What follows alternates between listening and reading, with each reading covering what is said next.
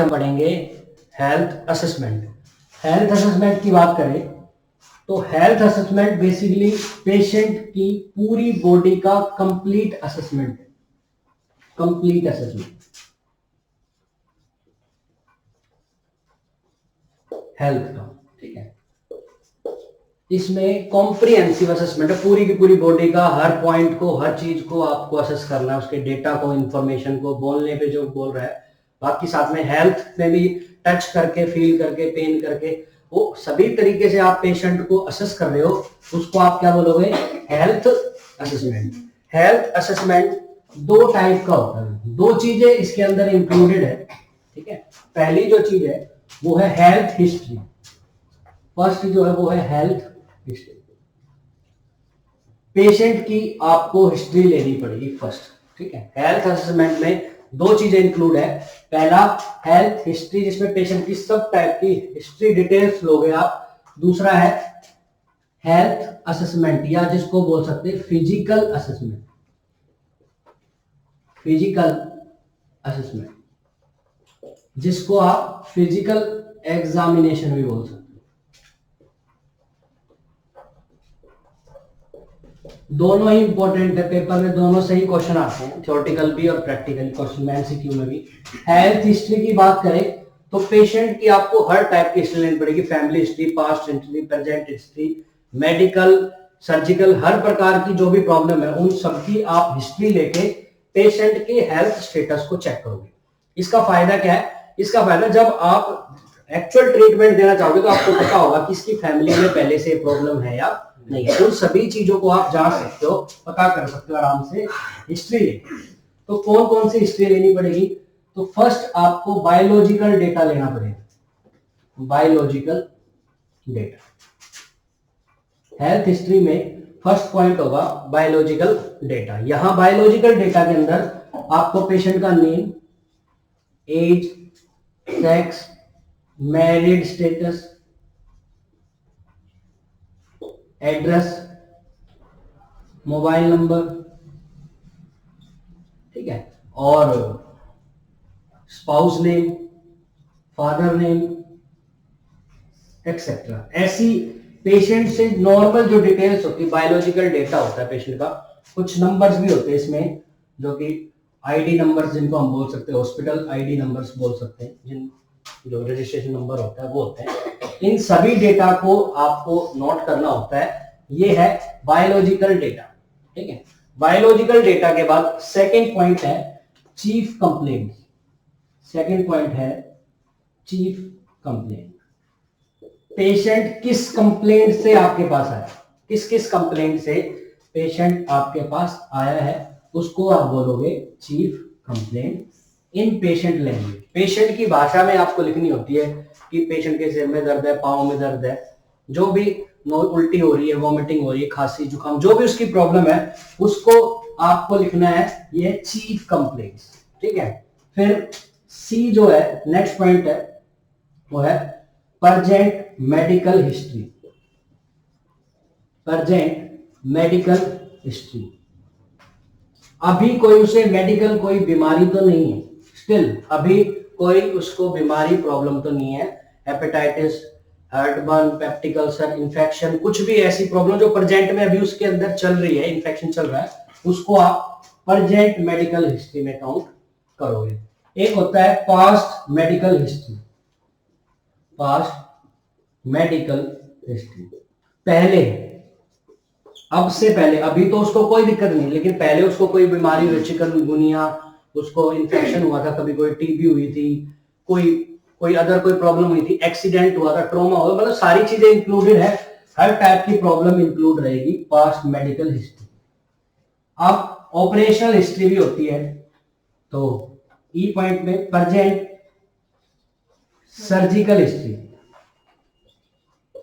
अभी फिलहाल प्रेजेंट में कोई इसकी सर्जरी तो नहीं हुई, अपेंडेक्टोमी हुई है, ठीक है, और बहुत सारी किसी टॉन्सिलेक्टोमी हुई है, कोई भी टाइप की ऐसी सर्जरी हुई है तो वो सर्जरी कल भी इंक्लूड होगी, चाहे वो पास्ट हो चाहे वो प्रेजेंट हो। पास्ट सर्जिकल हिस्ट्री, आप इन सभी चीजों को हेल्थ हिस्ट्री में इंक्लूड करोगे। पहला point biological data, chief complaint, present medical history, past medical history, present surgical history, past surgical history, पहले कोई ऑपरेशन हुआ, अभी फिलहाल में कोई ऑपरेशन हुआ, उन सभी चीजों को इंक्लूड करोगे। साथ में family history, family history next point है, जी पॉइंट रहेगा फैमिली हिस्ट्री। आपको पेशेंट की तो हिस्ट्री लेनी है, साथ में उसकी फैमिली की भी हिस्ट्री लेनी है कि उसकी फैमिली में मेंबर्स कितने हैं, न्यूक्लियर फैमिली है,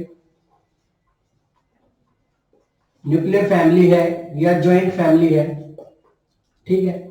वेजिटेरियन नॉन वेजिटेरियन तो उसमें आ जाएगा, लाइफ स्टाइल में आ जाएगा, ठीक है। सेकेंड पॉइंट, फादर कितने भाई बहन है, फादर मदर कौन कौन है, कितने ब्रदर है, कितने सिस्टर्स हैं, उनके बारे में इंफॉर्मेशन, ठीक है।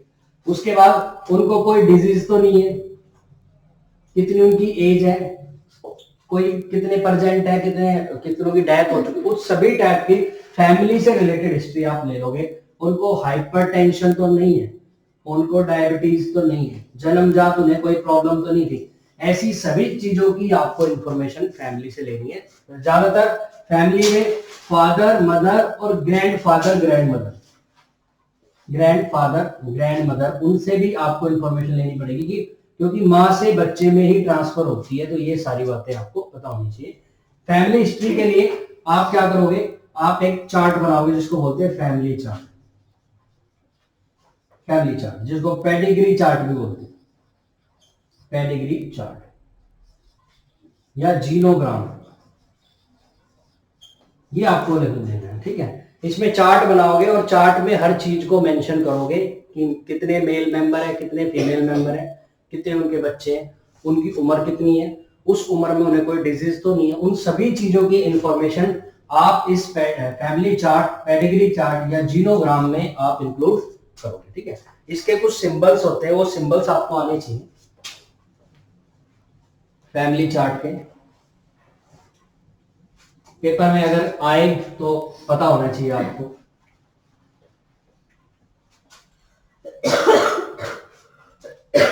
मान के चलो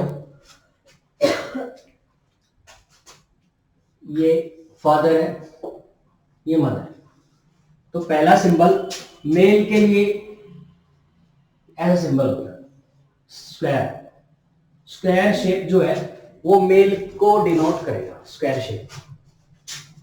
जो राउंड शेप है वो फीमेल को डिनोट करेगा, ठीक है।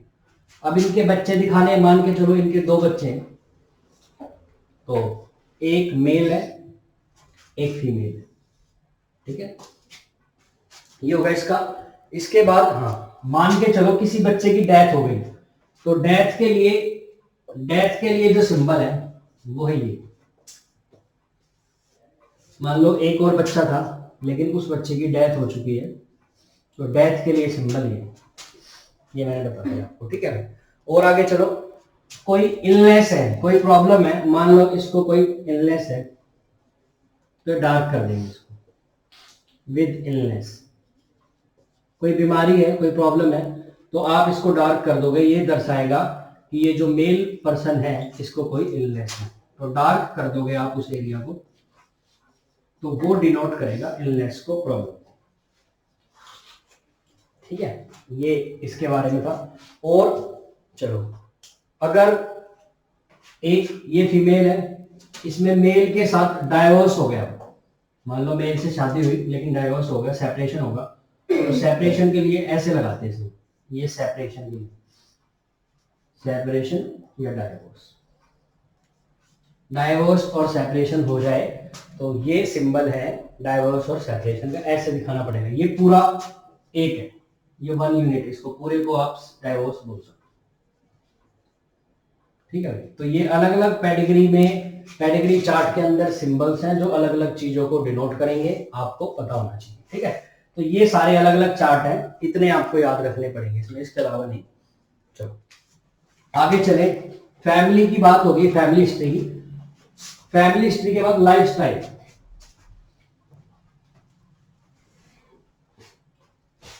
Next point lifestyle. हम अभी हेल्थ हिस्ट्री में ही पढ़ रहे हैं, नेक्स्ट EFGH आएगा, लाइफस्टाइल। लाइफस्टाइल की बात करें तो नॉन वेजिटेरियन है, वेजिटेरियन है, नॉन वेज है या वेज है, एल्कोहलिज्म, अल्कोहल पीते हैं या नहीं पीते हैं, स्मोकिंग करते हैं नहीं करते हैं, ठीक है, स्लीपिंग पैटर्न क्या है, उठने का पैटर्न क्या है, सोने का पैटर्न क्या है, वो सभी चीजों को इंक्लूड आप करते हो इसके अंदर, ठीक है, सारी बातें इंक्लूड रहेगी। ये है लाइफस्टाइल, लाइफस्टाइल के अंदर रहेगा। नेक्स्ट पॉइंट की बात करें वो है ऑब्स्टेक्टिकल हिस्ट्री। ऑब्स्टेक्टिकल हिस्ट्री, ऑब्स्टेक्टिकल हिस्ट्री, ये फीमेल रिलेटेड, फीमेल से रिलेटेड होगी। ये फीमेल क्लाइंट के लिए, सिर्फ फीमेल पेशेंट के लिए, मेल क्लाइंट के लिए है। इसमें मेंस्ट्रुअल साइकिल कितने टाइम की आती है, मेंस्ट्रुअल साइकिल का टाइम, ड्यूरेशन, सब कुछ, ठीक है। अगर फीमेल मैरिड है तो कितने बेबी कितने हैं, बर्थ कितनी बार बर्थ हुआ है, अबॉर्शन कितनी बार हुआ है अगर कोई है तो, है ना, अबॉर्शन कितनी बार हुआ है, लेबर प्रोसेस, बच्चे पैदा करने की प्रोसेस ऑपरेशन से हुए, सीएस या नॉर्मल वेजाइनल डिलीवरी थी, ये नॉर्मल वेजाइनल डिलीवरी जो नॉर्मल होती है, ये सीएस सिजेरियन सेक्शन जिसको आप बोलते हो ऑपरेशनल डिलीवरी, बच्चे कैसे पैदा हुए, ऑपरेशन से हुए या कैसे हुए, ठीक है। वो सभी चीजों का डेटा आप किसमें काउंट करोगे, ऑब्स्टेक्टिकल हिस्ट्री में। मेंसेस, पीरियड्स, बर्थ रिलेटेड सभी चीजें इसके अंदर इंक्लूड हो जाएगी। ये है हेल्थ हिस्ट्री। तो ये सभी पॉइंट है हेल्थ हिस्ट्री के, जिसमें हमने पढ़ाया बायोलॉजिकल डेटा, जिसमें इंफॉर्मेशन, एज, सेक्स, जो सभी चीजें आएंगी, टाइम बोलो, एड्रेस वगैरह, मैरिटल स्टेटस, सिंगल है या शादीशुदा, सब चीजें फर्क पड़ेगी। दूसरी बात, चीफ कंप्लेंट, क्या क्या पेशेंट की भाषा में क्या क्या कंप्लेंट है, पेट में दर्द है, सिर में दर्द है, चलने में दिक्कत आ रही है, अच्छा मन नहीं हो रहा, हार्ट बंद हो रहा, वो सभी चीजें। फिर मेडिकल हिस्ट्री, पेशेंट की क्या क्या मेडिकल, अभी कोई बीमारी अभी फिलहाल प्रेजेंट में, पास्ट में कोई डिजीज तो नहीं थी पहले, अभी कोई सर्जरी ऑपरेशन हुआ हो, पहले कोई ऑपरेशन हुआ, सब चीजें इंक्लूड है, ठीक है। उसके बाद लाइफस्टाइल, उसके अलावा फैमिली में किसी को कोई बीमारी तो नहीं थी पहले, ग्रैंडफादर को या फादर को, ठीक है। उसके अलावा ऑब्स्टेक्टिकल हिस्ट्री फीमेल्स के लिए स्पेशली, और लाइफस्टाइल हुआ, एल्कोहलिज्म है, स्मोकिंग है, वो सभी चीजें इंक्लूड हो जाएंगी। इन सभी चीजों को इकट्ठा आप क्या बोलोगे, हेल्थ हिस्ट्री। इसकी हर एक डेटा आपके बहुत काम का है, हर एक डेटा से आपको पहचान हो जाएगी कि पेशेंट में कौन सी प्रॉब्लम हो सकती है या नहीं हो सकती। जैसे नॉन वेजिटेरियन अगर पर्सन है तो प्रोटीन की अच्छी डाइट लेते हैं, तो प्रोटीन रिलेटेड जो प्रॉब्लम्स है, प्रोटीन एनर्जी माल फॉर्मेशन जो है या कुछ भी दिक्कत है वो नहीं होगी, ठीक है। स्मोकिंग और एल्कोहलिज्म है, स्पेशली एल्कोहलिज्म है तो लीवर रिलेटेड प्रॉब्लम रहेगी, क्योंकि लीवर पे डायरेक्ट इफेक्ट है उसका, ठीक है। स्मोकिंग है तो लंग्स रिलेटेड प्रॉब्लम रहेगी। फादर को हाइपरटेंशन है, क्योंकि हाइपरटेंशन जेनेटिकली एक पीढ़ी से दूसरी पीढ़ी में ट्रांसफर होता है, तो अभी आपको हाइपरटेंशन हो सकती है। सेम डायबिटिक का, डायबिटिक है माँ बाप को किसी को भी तो आपको हो सकती है। तो इन चीजों से, इंफॉर्मेशन से आपके बारे में पता चल जाएगा, ठीक है। पहले कोई ट्रोमा तो नहीं हुआ, आपके सिर में तो चोट नहीं लगी हुई, उससे भी पता चल जाएगा। तो ये सभी इंफॉर्मेशन आप हेल्थ हिस्ट्री से ले लोगे, जो एक्चुअल ट्रीटमेंट करने के दौरान जो आप डायग्नोस करोगे कि मेरे को क्या प्रॉब्लम फाइंड करनी है, तो जब आप प्रॉब्लम को फाइंड करोगे तो वहां ये हिस्ट्री बहुत ज्यादा काम आने वाली है। अगर आप ये इंफॉर्मेशन को कलेक्ट करें तो इसको बोलते हैं हेल्थ हिस्ट्री। फिजिकल असेसमेंट के अंदर फिजिकली ऑब्जर्वेशन करके आप पेशेंट की इंफॉर्मेशन को कलेक्ट करोगे, फिजिकल असेसमेंट। सेकंड पॉइंट है जिसको आप फिजिकल एग्जामिनेशन भी बोल सकते हो, फिजिकल एग्जामिनेशन और फिजिकल असेसमेंट बहुत इंपॉर्टेंट है, पेपर में आ सकता है, ठीक है। बहुत सारी आपके पास टेक्निक्स है जिनसे आप फिजिकल असेसमेंट बाहर से देख के, पेशेंट को टच करके देख के, है ना, उनकी साउंड सुन के आप पता कर सकते हो पेशेंट के अंदर कोई प्रॉब्लम है या नहीं है, उसके ऑर्गन कैसे हैं, ऑर्गन में एयर फिल हुई है या हार्ड मास है वो भी पता चल जाएगा, ठीक है। दिखने पे रेडनेस है, स्वेलिंग है, पेन है, ये सभी चीजें आप देख के, फिजिकली देख के, टच करके, है ना, सुन के, जैसी आप इंफॉर्मेशन को ले सकते हो, ऑब्जर्व कर सकते हो, उन सभी इंफॉर्मेशन को, उन सभी चीजों को एनालाइज करना ही फिजिकल एग्जामिनेशन है। ठीक है ना, वो सभी को क्या बोलोगे, फिजिकल एग्जामिनेशन। बेसिकली ऑब्जर्वेशन की जाएगी, ऑब्जर्वेशन, ठीक है। ऑब्जेक्टिव डेटा लेना आपको, ऑब्जेक्टिव डेटा, ऑब्जेक्टिव डेटा वही है जो ऑब्जर्व किया जाता है, लिया जाता है इंफॉर्मेशन को फिजिकली, ये फिजिकली लिया जाता है।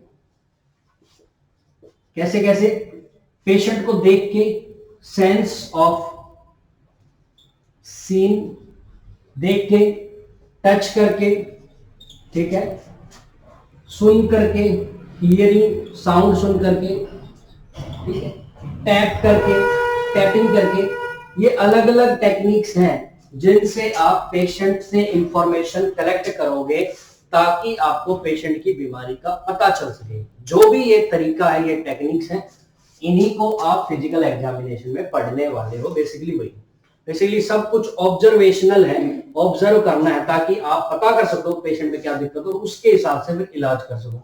तो इसके लिए बहुत सारी टेक्निक्स हैं जिन टेक्निक्स को यूज करके आप हेल्थ को असेस कर सकते हैं, हेल्थ स्पेशली फिजिकल असेसमेंट कर सकते हैं। और आपको वही सारी टेक्निक्स, वही सारे मेथड्स पढ़ने हैं। तो हम पढ़ने वाले हैं वो कौन कौन से मेथड्स हैं भाई, जिनके द्वारा आप फिजिकल एग्जामिनेशन, फिजिकल असेसमेंट कर सकते हो। तो पहला है इंस्पेक्शन, पहला है इंस्पेक्शन, इंस्पेक्शन फर्स्ट मेथड है इंस्पेक्शन। इंस्पेक्शन होता है इंस्पेक्ट करके, देख के, ठीक है, बाय विजुअल, विजन, देख के जब आप पेशेंट की इंफॉर्मेशन को कलेक्ट कर रहे हो तो उसको आप क्या बोलोगे, इंस्पेक्शन। इंस्पेक्शन होता है हॉस्पिटल में, कॉलेजेस में, तो वो क्या, वो देख के वहां के एनवायरनमेंट को देखते हैं, क्या दिक्कत है, क्या नहीं है, क्या क्या चीजें अवेलेबल है, नहीं है, वो सभी इंफॉर्मेशन को लेना, देखकर इंस्पेक्शन के अंदर आएगा। बेसिकली ये फर्स्ट असेसमेंट का फर्स्ट टेक्निक है, फर्स्ट टेक्निक। सबसे पहले आप इंस्पेक्शन टेक्निक ही यूज करते हो किसी पेशेंट को देखते ही हो। अभी वो आपके पास आया नहीं, दूर खड़ा हुआ है, तो आप देख के आंखों के द्वारा, इसमें कौन सा आपका सेंस ऑर्गन काम करेगा, वो करेगा आई। आई, I is a sense organ जो यूज होता है इंस्पेक्शन में, जिसमें आप पेशेंट को देख के उसके बॉडी के कलर को पता कर सकते हो, शेप को, साइज को भी पता कर सकते हो, ठीक है। पेन उसको फील हो रहा है नहीं हो रहा है, ये भी आप पता कर सकते हो, पेन हो रहा है नहीं हो रहा है। उसकी पोस्चर्स को देख के आप पता कर सकते हो, ग्रूमिंग पैटर्न क्या है, ग्रूमिंग है, साफ सुथरा है, गंदा है, वो सभी चीजें आप पता कर सकते हो सिर्फ इंस्पेक्शन मेथड के द्वारा। इससे आपको हेल्प मिलेगी पेशेंट की केयर करने में। तो ये सभी चीजों का पता करोगे। ऑर्गन आई यूज किया जाता है sense of vision, sense of vision के द्वारा आप इसको करते हो, ठीक है। और ये असेसमेंट कोई ऐसा नहीं कि फर्स्ट टाइम किया जाता है, ये पहली बार, जब पेशेंट आने से लेके जब तक जाएगा नहीं, जब तक इंस्पेक्शन मेथड हमेशा कंटिन्यूअसली यूज होता रहता है, आप करते रहते हो। कोई एक बार ऐसा नहीं, शुरू में इनिशियल के बाद में छोड़ दिया। आप जब तक आपके पास पेशेंट, जब तक आप इंस्पेक्शन मेथड के द्वारा पेशेंट को इंस्पेक्ट करते रहते हो, एग्जामिन करते रहते हो अकॉर्डिंग टू कंडीशन, ठीक है। बॉडी की शेप, साइज वगैरह, आपको पेन, पोस्चर, ग्रूमिंग, ये सभी चीजें आपको पता चल जाएगी इंस्पेक्शन मेथड के द्वारा। आई ऑर्गन काम आएगा, पूछ लेता है कौन सा ऑर्गन काम आता है इंस्पेक्शन मेथड में, तो आई ऑर्गन काम आएगा, ठीक है। सेंस ऑफ विजन यहां रहेगा। पहला मेथड है इंस्पेक्शन, दूसरा है पाल्पेशन, दूसरा मेथड है पाल्पेशन।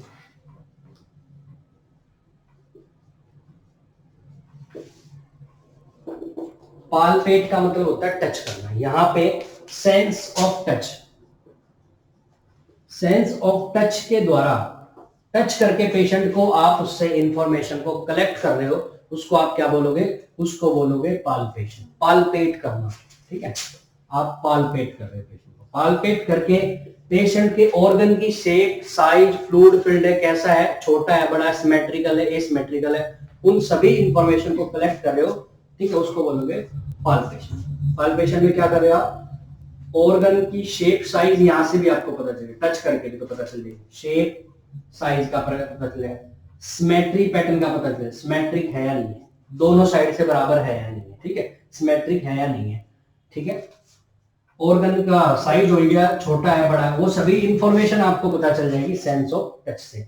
साथ में आप वाइब्रेशंस को भी फील कर सकते हो टच से, वाइब्रेशन, आप हार्ट रेट, पल्स रेट आप बोलो, पल्स रेट भी आप फील कर सकते हो, पल्स रेट भी आप पाल्पेशन मेथड से ही फील करते हो ना, पाल्पेशन मेथड होता है। तो ये सभी चीजें, आप टेम्परेचर भी एसेस कर सकते हो पाल्पेशन मेथड, टेम्परेचर भी एसेस कर सकते हो। हैंड के दो पार्ट्स होते हैं, हैंड के दो हिस्से होते हैं, ये वाला पार्ट है, इसको बोलते हैं पाल्म सरफेस, है ना, पाल्मर सरफेस, ये वाली पाल्मर सरफेस, और ये वाली है डोर्सल सरफेस, फिंगर के अपोजिट वाली साइड जो है वो है dorsal surface, dorsal surface.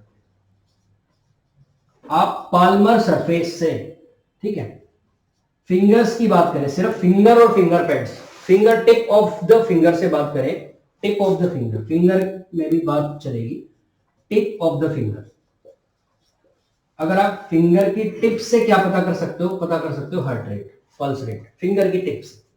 3 finger use करते हैं, इंडेक्स, मिडल और रिंग फिंगर, तीनों फिंगर यूज करके आप पेशेंट की पल्स रेट पता करते हैं। हार्ट की रेट मतलब हार्ट तो दिल से रिलेटेड है, लेकिन पल्स रेट यहां बोले जाएंगे। अगर आप पल्स पता कर रहे हो, 3 फिंगर्स का यूज करोगे, कितनी रेट है वो पता चलेगा टिप ऑफ द फिंगर।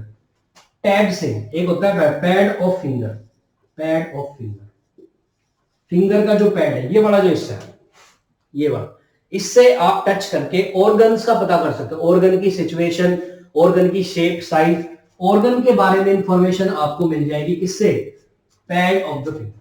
और पूरे के पूरे पाम से आप वाइब्रेशंस को फील कर सकते हो, पूरे के पूरे पाम से, मतलब कि पाल्मर सरफेस पूरी, उससे आप पता कर सकते हो वाइब्रेशंस, वाइब्रेशन भी लिखा होगा यहाँ पे, वाइब्रेशन। तो आप इन सभी चीजों को पता कर सकते हो पाल्मर सरफेस में। डोर्सल सरफेस क्या काम आएगी, डोर्सल सरफेस से, क्योंकि सेंसिटिव सरफेस है, तो टेम्परेचर को चेक करने के काम में आ जाएगी। तो हर एक हाथ के हर एक पार्ट का, क्योंकि बहुत ज्यादा सेंसिटिव पार्ट है, तो आप आराम से इसके हर ऑर्गन को अच्छी तरह, पार्ट को हर तरीके का यूज कर सकते हो टच करके, ठीक है। पाल्मर सरफेस से अलग अलग चीजें, अलग अलग हिस्से से, डोर्सल सरफेस से आप टेम्परेचर भी चेक कर सकते हो, वाइब्रेशन चेक कर सकते हो। वाइब्रेशन में आप बाउल साउंड को महसूस कर सकते हो, है ना, सुन नहीं सकते, बाउल साउंड को आप महसूस कर सकते हो, सेंस कर सकते हो। लेकिन प्रॉपर जो साउंड है वो आप नेक्स्ट अदर मेथड्स में, जो ऑस्कल्टेशन मेथड है, वहां से सुन पाओगे आप। लेकिन आप फील तो कर सकते हो बाउल साउंड प्रेजेंट है नहीं, हाथ लगा के, ठीक है, लेकिन डिटेल में तो फिर नहीं पता कर पाओगे आप, ठीक है। वाइब्रेशन को थोड़ा बहुत यहाँ फील कर सकते हो, प्रॉपर क्या साउंड है, ज्यादा है कम है, वो आप पता करोगे ऑस्कल्टेशन मेथड से, ठीक है। ये जो सेंस ऑफ टच है, ये रिस्पेक्टफुल होना चाहिए, और क्या बोलते हैं, रिस्पेक्टफुल होना चाहिए। दूसरी बात, बहुत जेंटल होना चाहिए, जेंटल बोल सकते हो, जेंटल, बहुत स्मूथली टच करना, आपको बहुत ज्यादा हार्ड नहीं टच करना पेशेंट। हाँ, और साथ में आपके हैंड क्लीन होने चाहिए, नेल कट होने चाहिए, नेल स्मॉल होने चाहिए, कट हो गए, ठीक है। इन चीजों का भी आपको ध्यान रखना है जब आप सेंस ऑफ टच यूज करने वाले हो। आपके नाखून छोटे, जेंटल टच होना चाहिए, रिस्पेक्टफुल टच होना चाहिए, ठीक है। बहुत ज्यादा तेज नहीं करना कि लो मैं अभी आपको हाथ को टच करके बहुत जोर नहीं लगाना है ना, तो उन चीजों को आपको इग्नोर करना है, सेंस ऑफ टच को यूज करना है। बहुत जेंटली तरीके से आप पेशेंट के ऑर्गन्स को टच करोगे, पता करोगे किस ऑर्गन में क्या प्रॉब्लम है। गुदगुदी नहीं करनी, कहीं तुम गुदगुदी करना शुरू कर दो, है ना, ये तो मेथड है पाल्पेशन, मैं तो कर ली हूँ या कर रहा हूँ, ठीक है, वो यूज नहीं करना। तो पाल्पेशन मेथड है, यहाँ पे आप ये सारी बातों का ध्यान रखना है। सेंस ऑफ टच का यहाँ पे यूज किया जाएगा, पाल्पेट किया गया, अलग अलग शेप साइज सारी चीजों को, अलग अलग हैंड के अलग अलग पार्ट का अलग अलग यूज है। पाल्मर सरफेस अलग काम आएगी, डोर्सल सरफेस अलग काम आएगी। पाल्मर सरफेस के अलग अलग पार्ट है, पाम, फिंगर टिप का अलग काम है, हार्ट पल्स रेट के लिए, पैड्स के लिए आप वाइब्रेशन वगैरह सुन सकते हो, ऑर्गन की शेप साइज आ जाएगी। पाल्मर सरफेस से आप मेनली वाइब्रेशन को इजीली सुन सकते हो, ऑर्गन की सिचुएशन भी पता कर सकते हो। ठीक है, पाम का यूज करते हैं जब बच्चे वगैरह को देखना होता है कहीं क्या पोजीशन है, उसके लिए भी पाम सरफेस ही काम आती है। डोर्सल सरफेस टेम्परेचर को चेक करने के लिए, तो पेशेंट जैसे आपके पास आता है कि बुखार है मेरे पेशेंट, तो आप बोलते हो एक बार हाथ लगा के देखो, या आप भी हाथ रखो, तो ऐसे ही तो करते हो।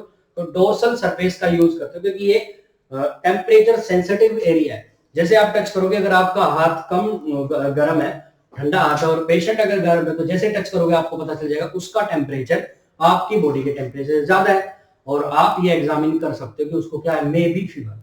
फिर लेकिन इससे कंफर्म नहीं करना, आप थर्मामीटर लेना, उससे कंफर्म करना पड़ेगा, है ना। तो ये पाल्पेशन मेथड है जो यूज करते हैं पाल्पेट करने के लिए। ठीक है, पाल्पेशन अलग अलग टाइप का होता है, लाइट पाल्पेशन, मॉडरेट पाल्पेशन और डीप पाल्पेशन।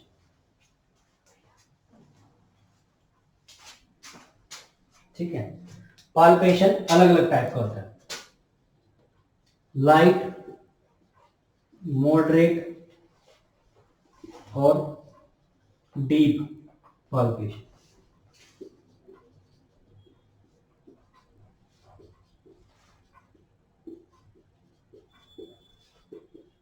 लाइट पाल्पेशन में आप दबा के देखते हो, लेकिन कम दबाओगे, आप प्रेशर दे रहे हो दबाने के लिए, लेकिन वो प्रेशर 1 से 2 सेंटीमीटर तक होना चाहिए, उससे ज्यादा नहीं होना चाहिए। और वन हैंड का यूज करोगे, एक हाथ का यूज करोगे, temperature less than 1 to 2 centimetre के आसपास होगा, उसको बोलोगे लाइट पाल्पेशन।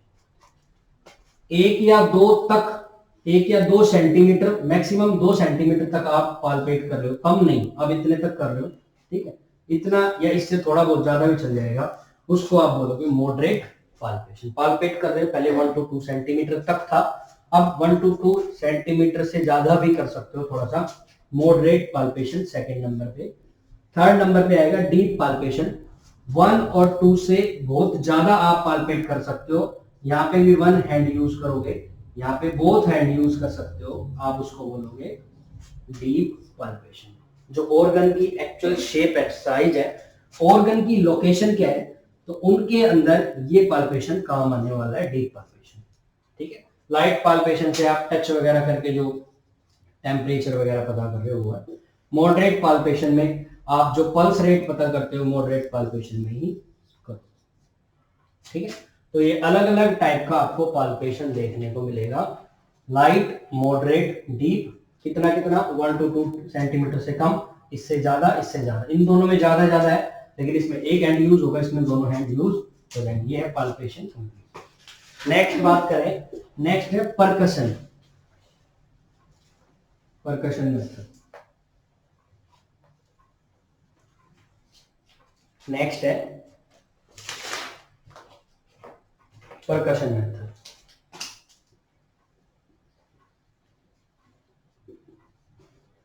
ठीक है, परकशन एक प्रोसेस है, एक एक्ट है, जिसके द्वारा आप एक ऑब्जेक्ट को स्ट्राइक करते हो, one object strike on other object, one object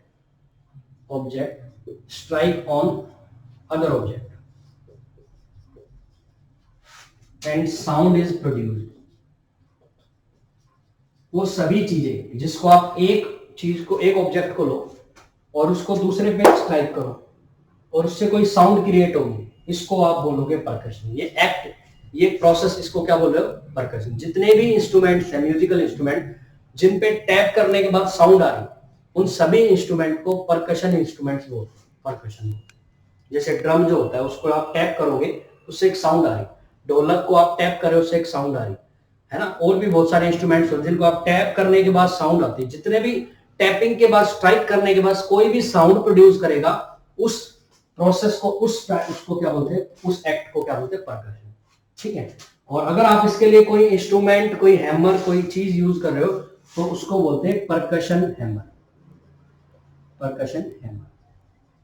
percussion hammer वो डिवाइस है जिससे आप स्ट्राइक करने में हेल्प कर रहे हो। हालांकि फिंगर टिप से भी आप इसको कर सकते हो, अगर आप बॉडी ऑर्गन्स की कर रहे हो तो फिंगर टिप से भी आप टैप कर सकते हो। साथ में परकशन एक लकड़ी का छोटा सा वो होगी, स्टिक होगी, उसके साथ एक रबड़ की छोटी सी बैंड पॉइंट जुड़ा होता है उस पर, और बहुत सिंपल सा होता है, उससे आप टैप करोगे उससे भी साउंड आएगी, एक ही बात है। तो उस इंस्ट्रूमेंट को बोलते हैं परकशन हैमर, जिसकी हेल्प से आप स्ट्राइक करके साउंड क्रिएट करोगे, या फिर आप फिंगर टिप से भी आप इस काम को कर सकते हो। फिंगर टिप से आप बॉडी ऑर्गन्स पे टैप करोगे तो साउंड आएगी। जो साउंड क्रिएट होगी परकशन से उसको बोलते हैं परकशन टोन।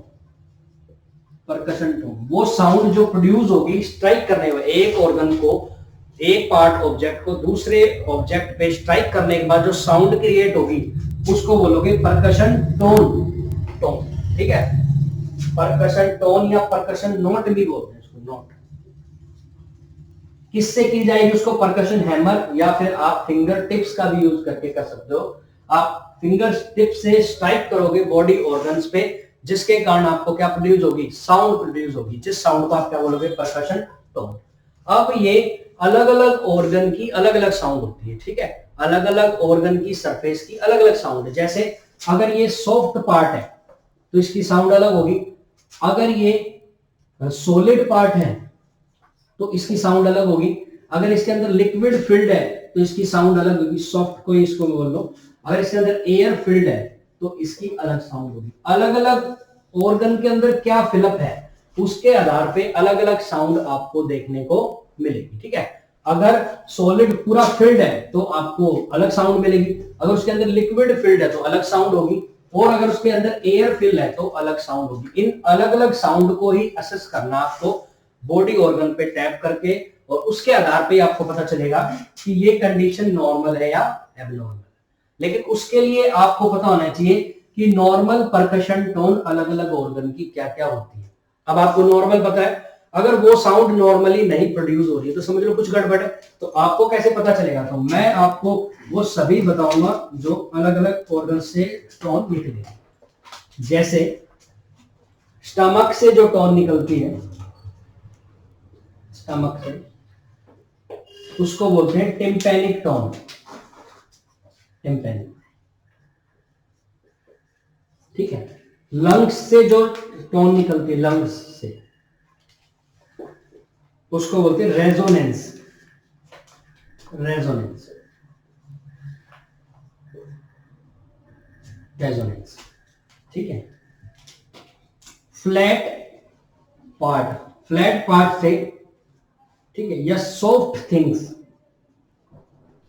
फ्लैट पार्ट या सॉफ्ट थिंग, या थाई जैसे फिक्स ऑर्गन से जो साउंड निकलेगी उसको आप बोलोगे क्या? उसको बोलोगे आप फ्लैट टोन। फ्लैट सरफेस या सॉफ्ट थिंग या थाई से जो साउंड क्रिएट होगी उसको आप बोलोगे फ्लैट टोन, ठीक है। अगर लंग्स के अंदर बहुत, ये तो नॉर्मल एयर फिल्ड लंग्स है अभी फिलहाल, नॉर्मल एयर फिल्ड, लेकिन हाइपर इन्फ्लेटेड लंग्स जो होंगे, हाइपर इन्फ्लेटेड, जिनके अंदर ज्यादा एयर भरी हुई है, वहां से जो साउंड आएगी वो आएगी hyper resonance. Hyper resonance, resonance मतलब साउंड और हाइपर मतलब ज्यादा, तो ज्यादा साउंड प्रोड्यूस होगी वो हाइपर इन्फ्लेटेड लंग्स होंगे जिनमें एयर ज्यादा भरेगी। वो सभी कंडीशन जिसमें एयर ज्यादा भर जाती है लंग्स के अंदर, वहां पे आपको ऐसी साउंड प्रोड्यूस मिलेगी हाइपर रेजोनेंस। तो आप आराम से देख के पता कर सकते हो, स्ट्राइक करो आप उस पार्ट को, जैसे आप स्ट्राइक करोगे वैसे ही आपको अगर हाइपर रेजोनेंस साउंड आ रही है इसका मतलब एयर फिल्डअप ज्यादा है। वो कौन सी कंडीशन है? एम्फाइसीमा। एम्फाइसीमा एक लंग्स की बीमारी है, जिस बीमारी के अंदर आपके एयर जो कैप्सूल्स हैं, एयर फिल्ड जो कैविटीज है, उनके अंदर एयर फिलअप रह जाती है और वो बाहर निकल नहीं पाती उतनी, तो पूरे के पूरे लंग्स के अंदर एयर ज्यादा रहती है, और एयर अगर ज्यादा रहेगी तब आप उस ऑर्गन को टैप करोगे तो आपको हाइपर रेजोनेंस साउंड देखने को मिलेगी। नॉर्मल लंग्स से कैसी? रेजोनेंस। स्टमक से कैसी? टिम्पैनिक। और फुल फ्लूइड फिल्ड पार्ट से, फ्लूइड अगर फिल हो रखा है, फुल भरा हुआ है, वहां से आपको साउंड आएगी डल टोन। डल टोन, ये डल टोन फ्लूइड फिल्ड एरिया से आएगी। जैसे यूरिनरी ब्लैडर, यूरिनरी ब्लैडर अगर फुल भरा हुआ है तो आपको डल टोन आनी चाहिए, ठीक है। यूरिनरी ब्लैडर अगर फुल भरा हुआ है किससे? फ्लूइड से, तो आपको कैसी साउंड सुनाई देगी? डल टोन। तो मैंने अलग अलग ऑर्गन की अलग अलग टोन आपको बता दिए। पेपर में किसी का भी एग्जांपल देके आपसे पूछ सकता है कि ये टोन किसकी है। जैसे मुझे स्टमक से किस टाइप की ऑस्कल्टेशन, सॉरी किस टाइप की परकशन टोन प्रेजेंट मिलेगी, तो आपको पता होना चाहिए टिम्पैनिक टोन। लंग से कैसी होती है, रेजोनेंस। हाइपर इन्फ्लेटेड लंग से कैसी मिलेगी, या एम्फाइसीमा लिख दे तो hyper resonance. Flat soft thing से कैसी मिलेगी, फ्लैट टोन। फ्लूइड फील्ड से कैसी मिलेगी, डल टोन। तो अलग अलग एरिया से कैसी कैसी टोन आपको देखने को वो पता होना चाहिए। पेपर में अगर इनमें से कुछ पूछा जाए तो आपका गलत नहीं होना चाहिए। परकशन वाला खत्म। मैक्सिमम एग्जाम में चाहे वो बड़ा हो चाहे छोटा हो, एक दो क्वेश्चन इसका पूछ ही लेता है। तो इसके सारे क्वेश्चन तुम्हें करने हैं पीआर यादव से या अदर किसी बुक से। साथ में इनके पेपर में जो भी क्वेश्चन आए हैं उनमें से भी आपको एक दो क्वेश्चन नर्सिंग केयर और इनमें मिल ही जाएगा आपको, तो वो भी करना याद रखो। चलो परकशन होगा। परकशन के बाद नेक्स्ट है ऑस्कल्टेशन। अच्छा, एक चीज इसमें रह गई परकशन में। परकशन दो टाइप से होता है, डायरेक्ट और इनडायरेक्ट। परकशन दो तरीके से आपको देखने को मिलेगा। पहला डायरेक्ट, दूसरा इनडायरेक्ट। ठीक है। डायरेक्ट में आप डायरेक्ट ऑर्गन को स्ट्राइक करोगे फिंगर टिप से या हैमर की मदद से। डायरेक्ट अगर टैप करोगे, direct tapping on organ.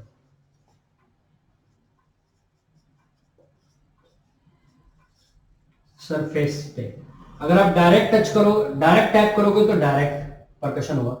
Indirect में आप दोनों हैंड यूज करोगे, एक हैंड को रखोगे सरफेस के ऊपर और दूसरे ऑर्गन से आप टैप करोगे। अब जो ये मेथड जो है ये है इनडायरेक्ट मेथड।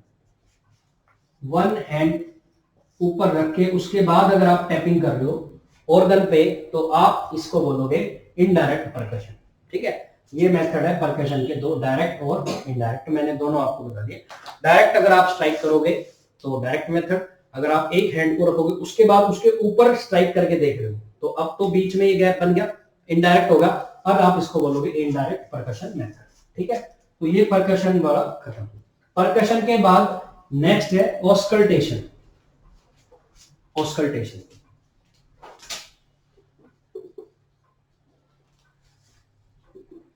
परकशन और ऑस्कल्टेशन में थोड़ा सा सिमिलरिटी है। दोनों में ही आप साउंड सुनते हो, दोनों में ही आप साउंड सुनते हो, लेकिन परकशन के अंदर आपको पहले साउंड प्रोड्यूस करनी पड़ती है फिर सुनते हो। ठीक है, परकशन में क्या हो रहा है, परकशन में आप साउंड प्रोड्यूस करोगे फिर सुनोगे, लेकिन ऑस्कल्टेशन में आपको सेंस ऑफ हियरिंग मेथड से पेशेंट्स की साउंड को सुनना है। ऑस्कल्टेट करना है, सुनना है। ठीक है, हियर करना, पेशेंट की साउंड को हियर करना है, सुनना है। कौन सी, जो ऑलरेडी पहले से ही बन चुकी है, हो चुकी है, जो बन रही है, मतलब अपने आप बन रही है जो साउंड, उन्हीं साउंड को सुनना सेंस ऑफ हियरिंग में ऑस्कल्टेशन मेथड में है। ठीक है, सेंस ऑफ हियरिंग के लिए ईयर काम आएगा तो ईयर ऑर्गन की जरूरत पड़ेगी इसको, सेंस ऑफ हियरिंग यहां काम आएगी। जो ऑलरेडी साउंड बनी हुई है उन्हीं को आप सुन रहे हो, किसके अंदर, ऑस्कल्टेशन में। यहां आपको पहले प्रोड्यूस करनी पड़ रही थी फिर आपको सुननी थी। ऑस्कल्टेशन के लिए एक डिवाइस यूज करते हैं जिसको बोलते हैं स्टेथोस्कोप। तो स्टेथोस्कोप की डिवाइस की हेल्प से आप ऑस्कल्टेशन करोगे, सुनोगे, साउंड को सुनोगे। अलग अलग टाइप की साउंड आपको अलग अलग ऑर्गन से देखने को मिलती है। जैसे इंटेस्टाइन से, गैस्ट्रो इंटेस्टाइनल ट्रैक्ट से बाउल साउंड आपको सुनाई देती है, बाउल साउंड। ठीक है, ब्रीथ साउंड आपको लंग्स से सुनाई देगी, लंग्स से आपको सुनाई देती है ब्रीथ साउंड। ठीक है, ब्रीथ साउंड सुनाई देगी। और आप हार्ट वाले एरिया से हार्ट रेट भी सुन सकते हो, या हार्ट साउंड बोल देते हैं। हार्ट साउंड, हार्ट के अंदर अलग अलग टाइप की साउंड है, वो भी आप लब डब जो साउंड है वो भी आप सुन सकते हो, किसकी हेल्प से, ऑस्कल्टेशन मेथड की हेल्प से। ठीक है, तो ये सभी अलग अलग टेक्निक्स हैं, मतलब अलग अलग चीजें हैं जो आप सुनने वाले हो किसके अंदर, ऑस्कल्टेशन में। स्टेथोस्कोप यूज किया जाएगा। जब आप स्टेथोस्कोप को देखोगे तो उसके दो पोर्शन होते हैं, एक पोर्शन होता है डायफ्राम, एक पोर्शन होता है बेल। एक छोटा होता है एरिया, एक बड़ा एरिया। जो छोटा एरिया है उसको बोलते हैं बेल पार्ट और जो बड़ा एरिया उसको बोलते हैं डायफ्राम। ठीक है। आप हाई पिच और लो पिच दोनों साउंड सुन सकते हो। हाई पिच मतलब जो पैनी आवाज होती है, शार्प आवाज होती है। लो पिच जो शार्प भारी आवाज होती है उसको बोलते लो पिच। तो हाई पिच और लो पिच आप दोनों ही साउंड सुन सकते हो, किससे? स्टेथोस्कोप की हेल्प से। ठीक है, अलग अलग जगह अलग अलग चीजें काम आएंगी। बाउल साउंड सुनने के लिए आप बेल ऑर्गन, बेल का काम करोगे। ब्रीथ साउंड सुनने के लिए आप डायफ्राम का यूज करोगे। ठीक है, हार्ट साउंड सुनने के लिए भी आप डायफ्राम का यूज करते हो। लेकिन अगर आप एपिकल पल्स सुनोगे, एपिकल पल्स जो हार्ट के बिल्कुल पास में, तो उसके लिए आपको बेल ऑर्गन, बेल का यूज करना पड़ेगा। ठीक है, ब्रूट साउंड होती है, ब्रूट। ठीक है, किडनी के पेशेंट के अंदर डायलिसिस किया जाता है, तो डायलिसिस के दौरान फिस्टुला बना दिया जाता है जहां से ब्लड एक्सचेंज होता रहता है, और वो एक्सचेंज पॉइंट को ब्रूट, वहां पे ब्रूट साउंड आप सुनते हो, वो भी आप बेल से ही सुनते हो, बेल पार्ट से। तो ये अलग अलग पार्ट से आप साउंड सुनोगे। इस साउंड को, ठीक है, ये है ऑस्कल्टेशन मेथड। और लास्ट और फाइनल मेथड है मैनिपुलेशन। मैनिपुलेशन मैनिपुलेशन मेथड में ऑर्गन को आप मैनिपुलेट करोगे, छेड़ के ऑर्गन को रोटेट करके, टच करके, जब आप फील कर रहे हो उसको बोलते हैं मैनिपुलेशन मेथड। ठीक है, इसमें आप ऑर्गन को हिला डुला के चेक करते हो। आप इसको हिला डुला के ऑर्गन को जब आप चेक कर रहे हो, मैनिपुलेट कर रहे हो, छेड़ रहे हो उनको, उस मेथड को बोलते हैं मैनिपुलेशन मेथड। जो काम में आता है कि क्या ऑर्गन पूरी तरीके से काम कर, हैंड की पोजीशन है, हैंड प्रॉपर मूव कर रहा नहीं कर, तो आप हाथ को छेड़ रहे हो, हाथ को मैनिपुलेट कर रहे हो, उसकी पोजीशन से डिस्टर्ब कर रहे हो, तो वो जो टेक्निक है वो है मैनिपुलेशन टेक्निक। ठीक है, मेनली ये 4 टेक्निक्स आपको यूज होती है नॉर्मल तरीके से। लेकिन अगर आप एब्डोमिनल, ये नॉर्मल टेक्निक हर जगह काम आएगी, लेकिन अगर आप एब्डोमिनल असेसमेंट कर रहे हो तो फिर ये टेक्निक की सीक्वेंस थोड़ी चेंज होगी। वैसे नॉर्मली सीक्वेंस यही रहेगी, सबसे पहले आप इंस्पेक्शन करोगे, फिर पाल्पेशन, फिर परकशन, ऑस्कल्टेशन। लेकिन अगर आप एब्डोमिनल एग्जामिनेशन कर रहे हो, पेपर में आया था भाई, अगर आप एब्डोमिनल एग्जामिनेशन कर रहे हो, एब्डोमेन का एग्जामिनेशन कर रहे हो मेनली, तब आपको इसके मेथड को थोड़ा सा बदलाव करना पड़ता है, चेंज करना पड़ता है। क्या चेंज करना पड़ता है? जो सबसे टच करने वाला, ज्यादा बॉडी के ऑर्गन को मैनिपुलेट करने वाला जो पार्ट है वो सबसे लास्ट में करोगे, ताकि अगर वो पहले कर दिया, आपने पहले हिलाने वाला काम पहले कर दिया, तो अब जो दूसरा मेथड बिना हिलाए करने वाला था वो एक्चुअल पता नहीं चलेगा कि क्या है। इसलिए सबसे पहले तो आप इंस्पेक्शन करोगे, बिल्कुल टच नहीं होता पेशेंट। इंस्पेक्शन के बाद पाल्पेट नहीं करना होता, पाल्पेट तो सबसे लास्ट में। उसके बाद करना होता है परकशन या ऑस्कल्टेशन, उसके बाद ऑस्कल्टेशन, फिर परकशन, और फिर पाल्पेशन। मेनली आपको याद रखना होता है, लास्ट क्या करोगे आप? सबसे लास्ट में करते हो पाल्पेशन मेथड का यूज करोगे अगर आप एब्डोमिनल एग्जामिनेशन कर रहे हो। बाकी तो सीक्वेंस चल जाएगा, लेकिन मेनली लास्ट में आप पाल्पेशन करो, क्योंकि आपने मान लो यहां पाल्पेशन कर दिया, तो इस पाल्पेशन के कारण ऑर्गन मैनिपुलेट हो गए, चेंज हो गई उनकी पोजीशन। जब आपने यहाँ पेन हो रहा है तो और भी प्रॉब्लम साथ में, एक्चुअल आपको पता नहीं चलेगा क्या प्रॉब्लम है। इसलिए पाल्पेशन मेथड आप सबसे लास्ट में यूज करते हो। सिर्फ ये कंडीशन एब्डोमिनल एग्जामिनेशन के लिए है, उसके अलावा आप कभी भी ये सीक्वेंस यूज करो।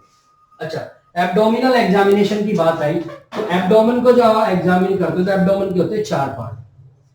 ठीक है, अपर क्वाड्रेंट और ये लोअर क्वाड्रेंट, ये राइट साइड के, ये लेफ्ट साइड। मान के चलो मेरे इस एरिया में पेन हो रहा है, इस एरिया में पेन है, लेफ्ट क्या है, लोअर राइट क्वाड्रेंट में अगर पेन हो रहा है मान के चलो, तो हमेशा जब भी आप असेसमेंट करोगे, तो जो सिम्टोमेटिक जो क्वाड्रेंट है, सिम्टोमेटिक जिसमें सिम्टम आ रहे हैं, पेन हो रहा है, कोई भी प्रॉब्लम हो रही है, आपको अजीब सा फील हो रहा है, सिम्टोमेटिक क्वाड्रेंट को हमेशा सबसे लास्ट में असेस करना होता है। पेपर में आया हुआ क्वेश्चन आपको याद रखना है। मान लो पहले ये टच किया, ये टच किया, लास्ट में करना। मान लो सबसे पहले ये टच कर दिया तो ये पेन हो सकता है फैला के यहाँ तक भी चला जाए। आप यहाँ टच करोगे तो यहाँ भी पेशेंट को पेन हो, मान लो यहाँ तक चला, यहाँ भी, एग्जैक्ट पता नहीं चलेगा कहाँ प्रॉब्लम है। तो आप सबसे पहले उन ऑर्गन को टच करो, उन पार्ट को टच करोगे जिनमें पेन वगैरह सिम्टम्स नहीं। एसिम्प्टोमेटिक पार्ट्स को पहले टच करना है, बाद में मतलब असेस करना है, बाद में सिम्प्टोमेटिक को। तो सिम्प्टोमेटिक जो क्वाड्रेंट है वो सबसे लास्ट में असेस करना होगा। एब्डोमिनल प्रॉब्लम में जब भी आपको देखने को मिलेगा, दोनों ही क्वेश्चंस एग्जाम में आए हुए काम के हैं। ठीक है, तो ये था हमारा फिजिकल एग्जामिनेशन भी, हेल्थ हिस्ट्री भी, और पूरा का पूरा टॉपिक हेल्थ असेसमेंट, ये हुआ हमारा कंप्लीट।